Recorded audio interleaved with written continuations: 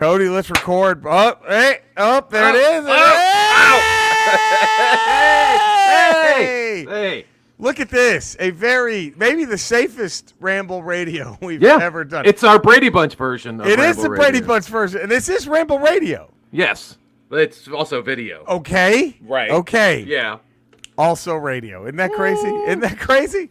Is it? And I'm looking at the video right now. I know, but we're about to introduce somebody who you might already can see.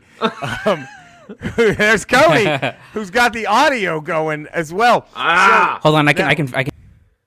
All right. Now do we a proper intro. Now we do do a the proper intro now. Well, see, Eddie, here's the bad news, okay? What? You ready for this? What? It's also radio, and I don't need you to call for violence in the streets over this.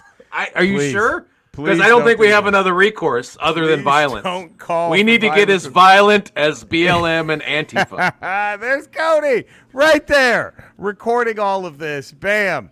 Cody, who just got back. So this is our first one back in like a month, right? Yes. We took some time off. Now you didn't take any time off. You kept seeing us week after week. There we were. Yes. But that was all bullshit. That was all recorded a month ago. This We're is back. current. This is fresh as This of is as fresh as we've Sunday. gotten.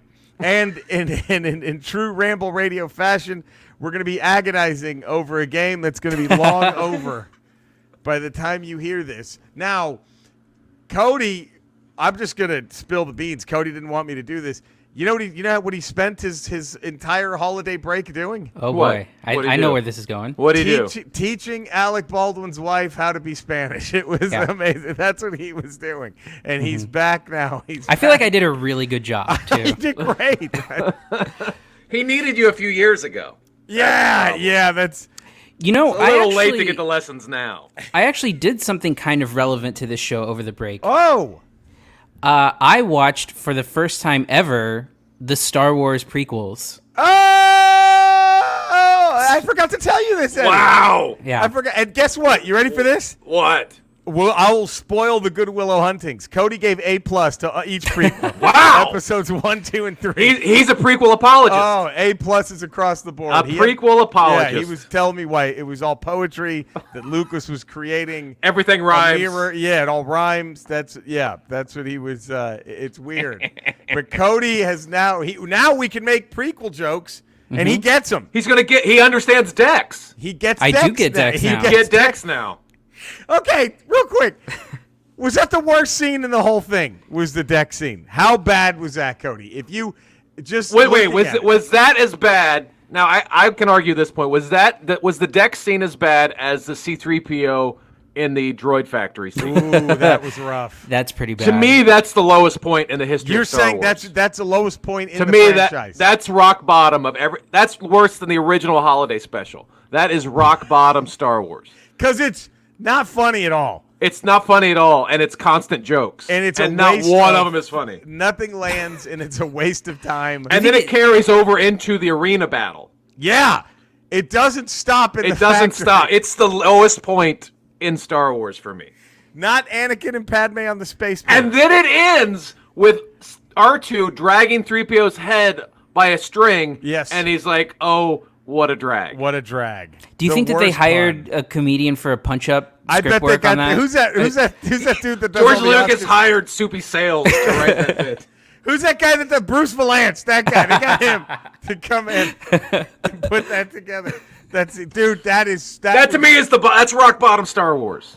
God. I don't think for me nothing got as rock bottom as the entirety of Episode 1, which is one of the worst movies I've ever seen in my life. So that was crazy. I can apologize for some aspects of Episode 1. Same here, 'Cause but there's some good moments in Episode 1. Cody you would take Episode 2 over 1, wouldn't you? Right now, Cody, if you had to watch another Yes. one. 100%. 100%. And Cody does have a point. The Jar Jar factor and the Jake Lloyd factor. I think They're Cody- awful. They're awful, yes. Jar Jar is just it's worse than advertised. Like it's so bad. But this is your first time seeing Jar Jar, right? Yeah. You didn't see Jar Jar 25 years ago. No. Or 20 years ago. But So I could see that, dude. I could see seeing Jar Jar for the first time being like, what, fuck this. I mean, I'm first out. of all, the thing that I don't understand in that movie, but in all of the prequels, is that every single like voiceover character is the most racist interpretation of that the possible. Trade Federation is awful. It is, Yes. and it starts with Jar Jar, but then there's also the Trade Federation. I can't remember the It's character's like name. you look behind the Trade Federation and there's just boxes of little rubber glowing ring lights that you can buy 1,000 for $5. Like it's a Chinese trading company Yeah. that you buy party favors at in bulk. That's all. It's awful. It is awful. But nothing is worse than 3PO in the droid factory. It's a bad scene. It insults you as a Star Wars fan. It insults you as a lover of comedy, movies, of just general anything. life in general. It insults you. I will, to Cody's point, I will say that scene's only 5 minutes. Episode 1 is 2 hours of racism and Jar Jar. That's rough. But you get Ewan as Obi-Wan. You get Qui-Gon. Liam Neeson's good. And you get Liam Neeson's Qui-Gon, and you get the Darth Maul lightsaber duel, which is to me probably the best lightsaber duel in Star Wars. That's a great one. That is absolute. That's why I go. That's the only thing. That's the redeeming quality Right. of 1. 2, I can't find a redeeming quality in 2. But it's like, the thing I didn't understand is that Jar Jar is basically like a slapstick character who may or may not be mentally challenged based on everything he says and does. But this is the but. Lucas said Jar Jar was for children, and my son grew up watching the prequels. He didn't have any of that. You know, he didn't carry all the baggage we carried with it as an adult. He saw it as a kid and thought Jar Jar was funny. It worked on his level. For what the target audience was. For what George Lucas was trying to do with Jar Jar, it worked with kids. There are a lot of people who were kids when those movies came out who saw them, who defend Jar Jar so vehement. It's crazy. And then he becomes a fucking senator. I know. It just. And he's the cause. He's the one who gives Palpatine his powers. That is sort of a Trump, imagine Trump before it ever happened kind of thing, right? That is true. That's a good point. There's a rumor, Cody, that Lucas abandoned this during production, but there was a rumor, and some Star Wars conspiracy theorists have video proof of it. They claim that Jar Jar, in fact, was the major Sith Lord pulling all the strings. I heard about this. He was Palpatine's master. Yes, he was just pretending to be a moron. To infiltrate the Jedi. And fooling everybody. So it was like a long rope-a-dope scenario? This massive rope-a-dope. And there was such a backlash after episode 1 that he just pulled the plug on. He was like, and that's okay, why never mind. you hardly see Jar Jar in the next 2 episodes. If that would have happened, it would have killed the franchise, right? It would have been just dead. How do you come back from that? Wait, would that have been the Star Wars fake punt on Thanksgiving? Like imagine the Mike McCarthy 4th and 10, 20 punt. 4th and 10. Like imagine if there's some reveal and then like Jar Jar has like a evil British accent that happened. Like, ooh, come on, that would have been just bad. That would have been so terrible. That would have killed it. It would have been like, had you seen that moment where his voice changed and his demeanor, his physical appearance changed, and he put the hood on and then did like glowing eyes? I think people would have laughed in the movie theater.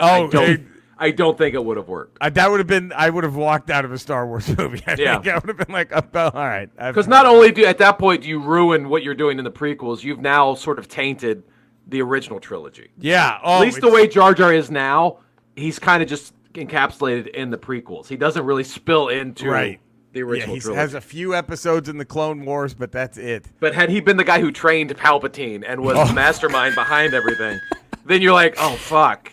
This is all because of Jar Jar Binks. What are we doing? What's happening here? Fuck, it's okay. What's worse, Cody? Okay, how about this? What do you think was the best movie of the prequels? I mean, it has to be Revenge of the Sith, I think. Yeah. Right. Okay. What's better, Revenge of the Sith, Wonder Woman 1984? Ooh. Oh shit. Revenge of the Sith. Yeah, I think Revenge of the Sith probably. I think Revenge of the Sith takes that as well. The best part of Wonder Woman 84 was Linda Carter. Was 5 seconds at the end. That was the 5 best part of seconds Wonder in Woman the end 84. credit. I would like an apology from Jerry's Twitch followers. A lot of them ramblers. For on like the Tuesday before it came out, I had seen it, and I said it was awful. All I did, I was on Twitch. I said, "Hey, everybody, Cody saw Wonder Woman," and he gives it a massive, and then Cody hopped on Twitch, and they're all shitting on it. They're all like, "Cody doesn't like anything good." Cody, and it's like, you want to time out before you defend this so much? You want to maybe see it first? Like, I can understand if Cody was like, "Yeah, I thought Terminator 2 sucked." Okay, I can understand being like, "Whoa, come on." Well, you totally see why they released it streaming. Mm-hmm. They didn't want to keep pushing like they did with Black Widow. Man. Well, and you saw, I don't know if you guys picked up on this, but it would have bombed in the theater, I think. Well, so here's what they did. So they only let a select amount of critics watch the movie a week ahead of time, which were like the critics that are like marks for this stuff, like the people who are like run like the fanboy websites and stuff like that. And or the ones who are getting paid by Warner Bros. Yeah, exactly. And then so out of the gate, it was at like 90% on Rotten Tomatoes. And then that Tuesday, they let the rest of the critics watch it. And you just saw it slowly trickle down and trickle down and trickle down to right now. So it was certified fresh, and you saw commercials that it was certified fresh. And then once the rest of the critics saw it, it went from the 90s, and now it's at 60. And if it drops one more point, it's rotten on Rotten Tomatoes. Ooh, it should be 20%. I don't understand anyone. I don't think I'll ever watch it again. I saw it once. I don't think I'll ever watch it again. I can kind of get the love letter to the Richard Donner Superman, where it's just kind of campier and sillier, and the golden era, the golden age, the silver I get age it, of comics. But the thing is, no one liked that era really. Right, we were happy once they got past that era. We're like, okay, now we know how to make a superhero movie. That's exactly the point I made. Is that it feels like a throwback to before they knew how to make these movies good. Yeah, it is. And they don't lean into it hard enough either. Like they just abandon it for this really stupid, like, if you're gonna go 84 with it, make it 80s. Like right. there's no 80s music. There's nothing 80s I mean, about there's a lot it. of 80s fashion. I mean, at least outside of the shopping mall scene at the beginning, right. There's like hardly like what's the point of doing this in the 80s? Yeah, it didn't matter because at the end, the cheetah fight, it's like this could be now, right? Like at the ending, it could be now. Like all of it's like, well, why does this have to be in anything past the fashion? Because there was no like technology that held them back from doing anything, right? Like it was, I guess maybe Max Lord could have used the internet, to get his message across quicker, but But the whole wishing thing was just, and then like you have this superhero with these amazing abilities that now knows how to fly. Yeah. And then the entire climax is her giving a speech to tell him to stop. With an actress who's not particularly great at giving long speeches. Right. Like, you have this incredible hero with all these abilities that can block bullets and has a lasso of truth. Telling the world, just be happy being a loser. Yeah, That's it. Enjoy your place in life. Look, I know I'm an immortal goddess. But you guys stop. But you got to settle for what you have. Need to just shut the fuck up and enjoy. Just take it from me, an immortal goddess who's a perfect 10 supermodel. You don't need anything in life besides the shitty life you already have. That's it. You're good. But the thing about it that's weird is that it's clearly trying to be like a Trump analogy with Maxwell Lord. With Max Lord. And then by the end of it, it's saying it's like having people renounce their wishes. But like if you look at Trump, a guy who was handed everything to him in his life without having to, wish for it, like it doesn't. It just falls apart. It does. The Trump analogy fall. The only Trump analogy that matters is when you see him at the presidential podium with the stupid haircut. Yeah. That's it. Like, then, that's like okay. Colton watched it and he's like, after it was over, he's like, "Do you think that guy that wished for more coffee renounced his wish?" He's like, "Why would you?" Colton was like, "Why would you renounce that wish? It's just a wish for more coffee." It's a great point. Why would you renounce it? There's just one guy eating a Chick-fil-A on a Sunday, and he's like, why do I give this up? Like, fuck, can't I just have this? Like, Jesus, I don't give a shit. This isn't going to change anything. Why would I renounce my coffee, my Chick-fil-A? Do you know what I thought was like the biggest laugh-out-loud moment of that movie, though? Was when you have Wonder Woman, again, an immortal goddess, sit there and go, why can't anything just work for me once, or whatever that line was, where it's like, yeah, I know it's really rough to not have anything go your way, huh? You don't have a wrinkle and you're 100 years old. Yeah, it's a real downer that you're gonna look 32 for the rest of your life. It's just because the guy you knew for 15 minutes blew up in an airplane. Die, and that's, I know, it's just it's a sad one. And there is like the first one had a pretty strong feminist message. Yeah. This one, I think, is almost the opposite. Like to me, it's like what Stephen King said about Twilight. I don't know if you remember this, but he was talking about Twilight. It was pretty funny. People were comparing it to like a new generation of Harry Potter, I guess. And he's like, no, this is not it. He goes, Harry Potter, the books are about doing the right thing in the face of overwhelming adversity, right? Twilight is just about how important it is for a girl to have a boyfriend. That's what this is. Like, she has everything, but she doesn't feel complete because she doesn't have a boyfriend. She doesn't have her man. Right. And Cheetah is just like the other female character is just catty and envious. Like, that's it. She had you could see the Me Too sort of message in there with Cheetah and attacking the everyone ignores her. They treat her like shit. But also that scene is problematic though, because that's the scene when she's like the evil music starts playing and she makes her turn because she beat up some guy assaulting her. Like, yeah, she beat up a rapist. She thwarted a rapist, and the homeless guy is like, "What's wrong with you?" And what? This is 84. This is nothing. You can get away with this in 1984. Yeah, like, they at least have the homeless guy go, hey, Dollface, what's the matter, Cupcake? Why are you being so rude? That's a man there. Hey, Sugar Tits, what's wrong? Yeah, hey, what's the matter there, Sugar Tits? Hey, when a man's speaking, you shut up and listen. Like, that would have been... I'm talking to you. I'm talking to you. None of that made sense. That should have been like, Wonder Woman should have fucked up the rapist. Right, like it was weird. That's the kind of thing where if it was in a theater, that would have gotten a pop, and then on the other, and what it's supposed to be doing in the movie is the exact opposite, where you're supposed to go, oh look, she's violent now. Right.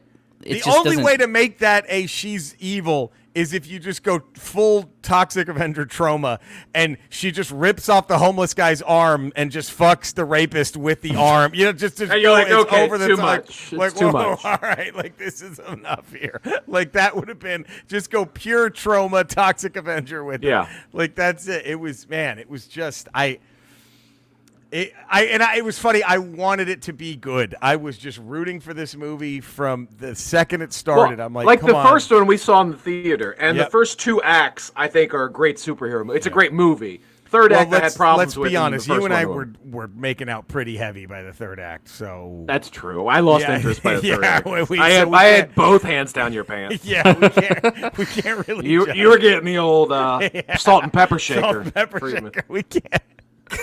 It's hard for us to really objectively talk about the third act because we were not paying attention. We were going hot and heavy. I mean, you didn't think you could 69 in movie theater chairs, but we showed you, which is shit. If anyone had video of that night, huh? That's the only reason to miss theaters, baby. It's just. But now the next step is Cody gets to watch the TV shows. He gets to watch Clone Wars, Rebels, Mandalorian. I will say, exciting. Clone Wars does have a lot of misses, but there's some hits in it. But Clone Wars makes the prequels better. It does, absolutely. Well, I go 50-50. I'm half with Eddie, half the opposite. I think parts of it make the prequels better. I think parts of the Clone Wars make me hate the prequels more because I'm like, you couldn't have done this instead.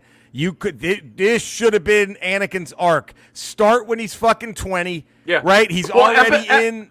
I always said episode 2 should have been episode 1. Right. You start when he's 20. You start when he is he's already a Jedi in training. You don't need this fucking space Jesus bullshit. Episode 1 is episode 1 is just a prologue that doesn't need to be in a movie. Right. And they start episode 2 and go forward. They knock it out of the fucking park. Here's the thing about the Clone Wars. There are some misses, but the hits are fucking amazing.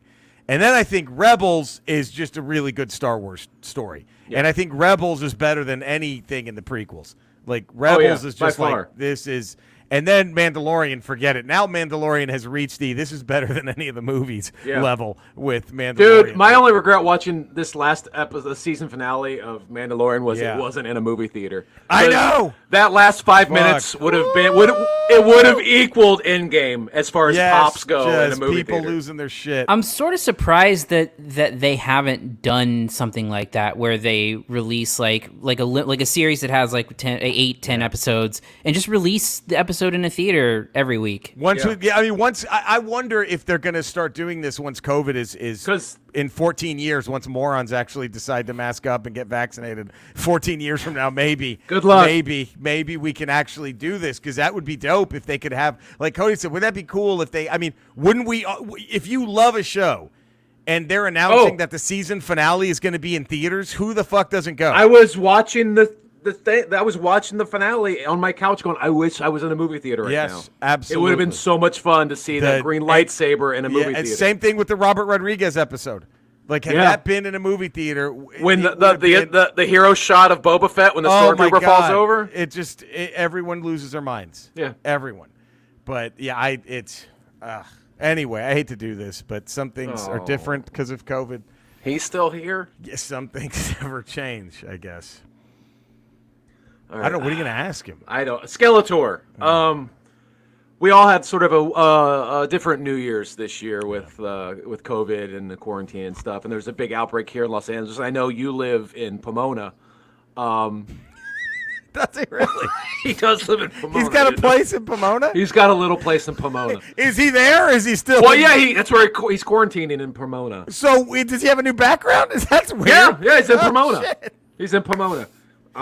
All right. He went to visit, and then we did the lockdown again, so now he's stuck in Pomona. He can't get back to Eternia. Huh. So I know you're in Pomona for New Year's. Did you do anything special or sort of low-key for New Year's?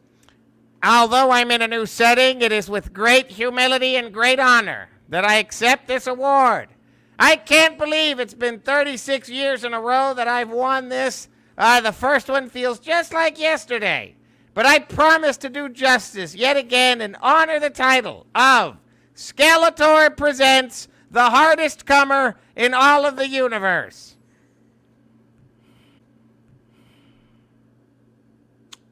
All right, there we go. I don't know if Pomona's ready. I don't know if Pomona's ready for that hard coming. How is that measured, by the way? That's a great question. That is a great. Is it a distance? Is it volume? It's velocity? It's got to be like a combination of velocity, volume, and distance. I will say this, just, if you can come as hard as I can, try not to fuck as many single moms, because you're going to have to do a lot of fishing for their children under that ocean of jizz, if you get what I'm saying. When you come like I come. Wait. I don't. Why are the kids there? I don't know, man. I don't know. We got to get him. We have to get him out of Pomona. We really got to get him out of Pomona. This is not good. Fuck. Well, there we go, Cody. Well, no. Good news is we can jump to our maybe sponsor. Should we just keep doing it until they pay? I guess. I mean, can't. How about y'all buy their shit, and I think that'll force their hand. I don't know, right? I guess. I don't know. But there we go. All right, ladies and gentlemen, do us a favor. Go to hempvita.com. They sell CBD products and all of their products. Really? All of them, Eddie. You're not going to believe this shit. How many? Tinctures, gummies, vape juice, okay. vape pods, I got that. products, I got that. lotions. Right. But tell me about, I'm a combustible guy. Oh, okay. Well, tell me about the combustibles. All right. Well, first off, all the other shit that's not combustible, we use broad spectrum CBD oil, no THC. Now, I know you're a big combustible guy. Huge combustible guy. The flowers and the pre-rolls, less than 0.3%. Oh, I'm in. I'm in now. That's it. They only use industrial hemp grown in the USA. Thank God Hacksaw quit fucking my girlfriend for a little bit. I mean, unless she's just got him muffled. Maybe he's got like a little thing on his mouth right now. I don't know. But it's a ball gag. He's got a ball gag. That's what they call the ball gag. That's it. The CBD's legal, will not get you high. all of Hemp Vita's products meet the 2018 Farm Bill, which was signed into law December of 2018, effectively legalizing hemp at the federal level by removing it from the federal list of controlled substances and classifying it as an agricultural commodity. Now, we all know with the Farm Bill, we're all in. But if you go to hempvita.com right now and type in Ramble as your promo code, you get 15% off the whole shebang. How about Damn. that? Isn't that nice? Damn. Isn't that nice? Do that. Do that. Hempvita.com. And now, Cody, now we can, all the fine folk, where they can. So you don't, see, I'm doing this, you don't have to follow Skeletor. You got buffered. I appreciate that. We're giving them the Skeletor treatment because they deserve it right now. Yep, Yeah. Exactly. There's a flash flood warning in Pomona. Guess what it is? Can you guess? It's not raining, not a cloud in the sky, but there's a flood warning for all of Pomona. Huh? Cody, I'm sorry. So now I do have to follow it. I'm sorry. I didn't want you to have to do that. Oh, wait a minute. Halftime. 20-9. Cowboys are 11 points away from glory, babe. 12 points away from. 6-10 Giants are going to win the division. With Jason Garrett running the offense. Yes. Because Washington is going to lose to a rookie quarterback and 9 players on the bench. Oh boy. All right. Cody. Well, you can find me at Cinesnob Cody on Twitter. I also have 3 other podcasts. The Cinesnob podcast, where this week we put up our top 10 films of 2020. So if you're interested in knowing what the best films of Wonder Woman 84, last year, obviously. I'm sure Wonder Woman 84 has got it. may or may not have made the cut.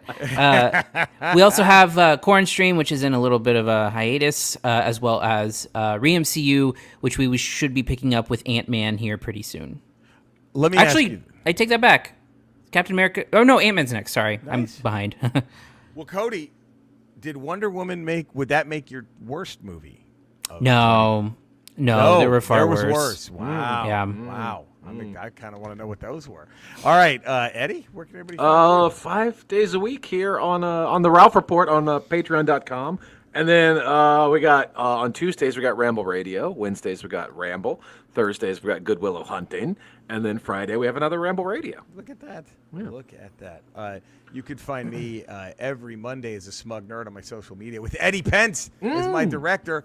And we're gonna do this even socially distanced. We got this. I can direct from distance. He can direct from a distance. I can direct. And That won't be a also, I have my YouTube channel where I post a new video every Thursday talking bullshit, usually about video games. And then I'm on Twitch every night, twitch.tv/Retro Rocha, 8:30 p.m. Pacific, every night except Saturday. And tonight, I believe, will be Cody and I playing FIFA on my Twitch. Oh. I think is tonight's. Because last night, knock on wood, if we did this correctly, was us playing Madden. Yeah. So this How'd that Eddie- go? How'd that go? I bet I lost. But I bet I also frustrated Cody with my decision. With your Mike McCarthy fourth and Oh 20 yeah, punts? my Kellen Moore, the Kellen Moore in my brain. You're gonna connect on one of those, and it's going to be infuriating. Oh man. So there we go. And of course, Ramble, find us. You know where to find us. We love you all. Thank you for tuning in. We'll see you tomorrow for a Ramble proper. We'll see you Thursday as we talk Cobra. Cobretti. And then we'll see you Friday for one of these. So stay safe. Take care, everybody. Bye.